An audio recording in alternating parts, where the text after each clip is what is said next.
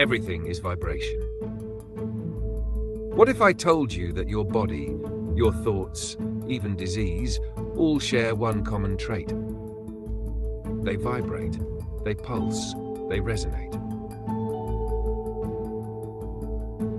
Frequency is the number of times a wave or vibration repeats in a given amount of time. It's measured in hertz, which means cycles per second. In plain terms, if something vibrates at 528 hertz, it's pulsing 528 times every second. It applies to sound waves, light waves, radio waves, electromagnetic fields, brain waves.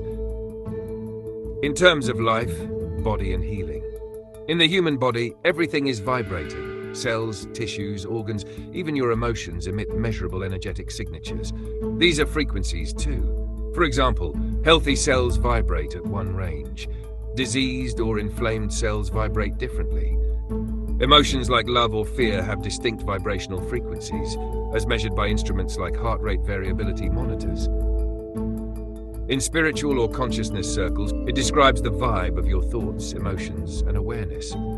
Low frequency equals fear, anger, control, sickness. High frequency equals love, clarity, harmony, vitality. So when you raise your frequency, it's not just a metaphor.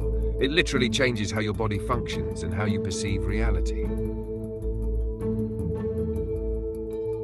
Now imagine this. What if a man discovered that disease itself had a frequency? And more than that, what if he found a way to destroy it? Not with drugs, not with surgery, but with vibration.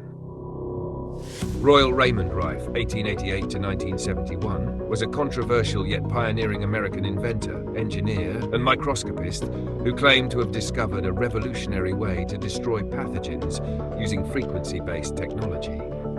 His work sits at the crossroads of suppressed science and medical mythology, depending on who you ask. Royal Rife's research was rooted in the understanding that everything in existence vibrates, a concept that, while now commonly referenced in energy healing circles, was far ahead of its time in the 1930s. His discoveries weren't based on spiritual or intuitive insight, but on mechanical precision and observable phenomena. Using his custom-built microscopes, he was able to not only see living viruses, but observe how they reacted under different conditions, particularly when exposed to specific electromagnetic frequencies.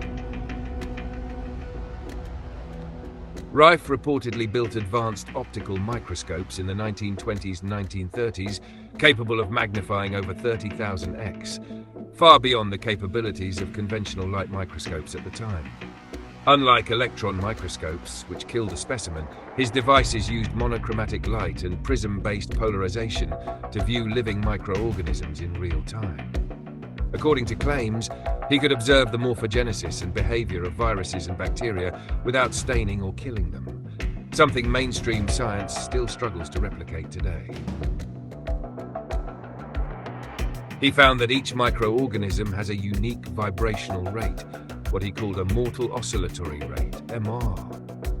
When that frequency was directly applied to the organism using his beam ray device, it would begin to resonate, destabilize, and eventually disintegrate, without harming surrounding healthy tissue. This principle is scientifically valid. It's the same as how a wine glass can be shattered by sound if the pitch matches its resonant frequency. What makes this extraordinary is that Rife was practicing frequency-based healing before the concept of vibrational or energy medicine even existed in popular or medical discourse. He wasn't theorizing, he was conducting repeatable experiments. This positions Rife not just as a medical innovator, but as a forerunner to the entire field of bioresonance, energy healing, and modern frequency therapy. His work laid the foundation for a medical paradigm in which illness is not merely treated chemically or surgically, but harmonically through the intelligent use of frequency. While that model has been dismissed or obscured by conventional medicine, the logic and effectiveness behind it remain compelling and deeply suppressed.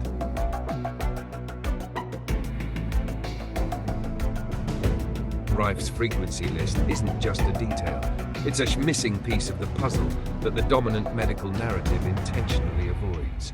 It shows that Rife's work was organized, precise, and systematic, not the baseless pseudoscience it's often dismissed as.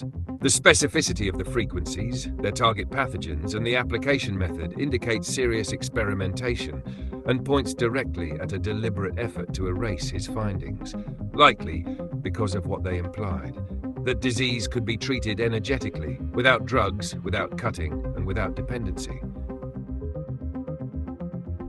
Rife famously claimed to have cured cancer in 1934, allegedly through a clinical trial involving 16 terminal patients, all of whom reportedly recovered using frequency therapy. Despite early enthusiasm from some doctors and researchers, Rife's technology was ultimately suppressed, discredited, or ignored by the dominant medical authorities. His lab was raided, his notes were lost or destroyed, and those who supported him were pressured or silenced. Many alternative researchers see this as a classic case of medical suppression due to profit threats to pharmaceutical and cancer industries. Mainstream systems are built on patents, control, and repeat customers. Rife's technology, if validated and widely adopted, would have collapsed entire industries. So instead of investigating his work further, it was met with ridicule, legal attacks, and the eventual destruction of his lab and prototypes. Royal Rife's legacy isn't defined by what the world accepted, but by what it refused to see. His discoveries didn't vanish because they failed. They were buried because they worked. He revealed a path to healing that bypassed the machinery of profit, one that required no pills, no patents, and no permission. In a system built on managing illness, a man who threatened to eliminate it became too dangerous to allow. Royal Rife didn't just challenge the medical system, he redefined it. He proved that life, disease, and healing all occur within a vibrational spectrum, and that to master those frequencies is to master biology itself. He wasn't searching for a cure, he found the operating system of life. The suppression of Royal Rife's work was not an isolated event. It was part of a blueprint, one that's been repeated time and time again throughout history. When Rife's discoveries began to challenge the financial and institutional foundation of modern medicine, the backlash wasn't scientific, it was strategic.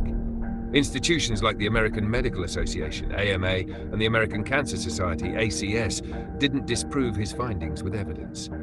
They buried them under bureaucracy, ridicule, and legal pressure. His supporters were silenced, his technology dismantled, and his name faded from the official record, not because he was wrong, but because he was uncontrollable. This isn't just about Rife, it's about a larger pattern, one where the most transformative knowledge is deliberately hidden, discredited, or destroyed because it threatens the very systems built to contain us. From medicine to energy, history to consciousness, the same tactics repeat.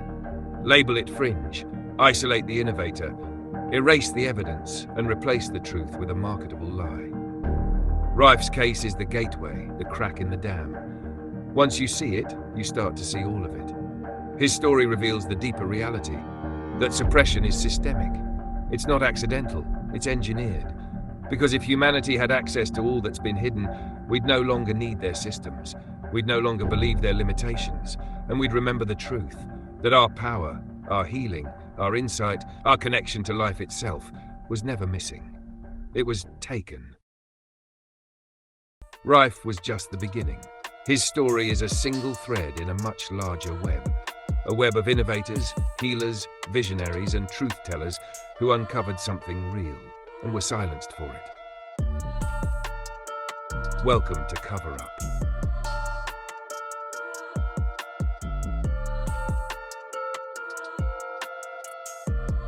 Cover Up is the trail of evidence, of patterns, of knowledge stolen, twisted, and buried beneath profit and control.